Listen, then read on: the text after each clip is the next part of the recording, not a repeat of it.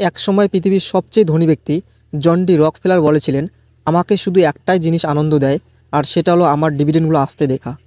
পৃথিবীর সবচেয়ে বড় বিনিয়োগকারী ওয়ারেন বাফেট প্রতি বছর কোম্পানির ডিভিডেন্ড থেকে প্রায় $5.26 বিলিয়ন ইনকাম করে। তো বন্ধুরা, ডিভিডেন্ড আসলে কি, কোন কোম্পানিগুলি ডিভিডেন্ড দেয়, আর এই ডিভিডেন্ড কিভাবে আমরা পাবো, আজকের ভিডিওতে আমরা এই তিনটি বিষয় নিয়ে আলোচনা করব। নমস্কার বন্ধুরা, আমাদের ইউটিউব চ্যানেল মানি স্মার্টে আপনি যদি বিনিয়োগ সম্পর্কে আগ্রহী হন এবং বিনিয়োগ শেখার ইচ্ছা থাকে, তাহলে এই ভিডিওটি আপনার জন্য। তো বন্ধুরা, সবার প্রথমেই দেখব ডিভিডেন্ড কি। শেয়ার কেনার মাধ্যমে আপনি দুটি উপায়ে লাভ করতে পারেন। প্রথমত, কেনা শেয়ারের দাম যখন বাড়ে তা বিক্রি করে। দ্বিতীয়ত, ডিভিডেন্ড। বন্ধুরা, ডিভিডেন্ডকে বাংলায় লাভাংশ বলা হয়।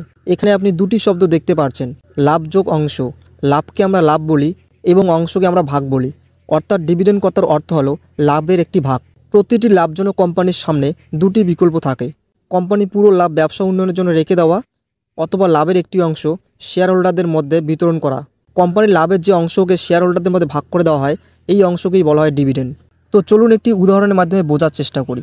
ধরুন XY নামে একটি কোম্পানির 2023 সালে 100 কোটি টাকা প্রফিট হয়, আর XY কোম্পানির সিদ্ধান্ত নেয় যে প্রতিটি শেয়ারে 5 টাকা করে ডিভিডেন্ড দেবে এবং বাকি লাভের টাকা কোম্পানি উন্নয়নের জন্য কাজে লাগাবে। এখন যদি আপনার ডিমেট অ্যাকাউন্টে XY কোম্পানি 1000টি শেয়ার থাকে, তাহলে আপনি ডিভিডেন্ড হিসাবে 5000 টাকা পাবেন। চলুন এবার দেখা যাক কোন কোম্পানিগুলি ডিভিডেন্ড দেয়। তো বন্ধুরা, সবসময় ওই সমস্ত কোম্পানিগুলি ডিভিডেন্ড দেয় যারা লাভে থাকে। লসে থাকা কোম্পানি কখনো ডিভিডেন্ড দেয় না। আর সাধারণত সেই সব কোম্পানি ডিভিডেন্ড দেয় যারা ইতিমধ্যে বড় এবং পরিণত হয়েছে। নতুন কোম্পানিগুলি তাদের লাভ ব্যবসা বৃদ্ধিতে বিনিয়োগ করে এবং ডিভিডেন্ড দেয় না।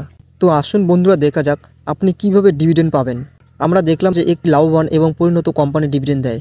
তো যদি আমরা ডিভিডেন্ড চাই, তাহলে আমাদের ওই সমস্ত কোম্পানিতে বিনিয়োগ করতে হবে যে কোম্পানিগুলি প্রতিনিয়ত ডিভিডেন্ড দেয়।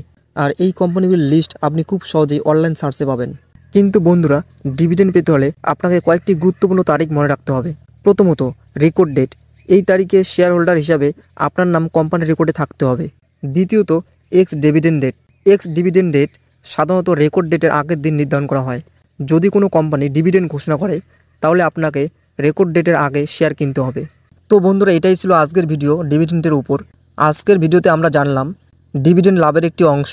পরিণত এবং লাভজনক কোম্পানিগুলি ডিভিডেন্ড দেয়।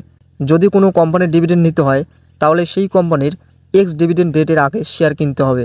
তো বন্ধুরা, আজকের ভিডিওটি যদি ভালো লাগে তাহলে অবশ্যই এটি লাইক দিবেন এবং আমাদের চ্যানেলে নতুন হলে চ্যানেলটিকে সাবস্ক্রাইব করে আমাদের পাশে থাকবেন।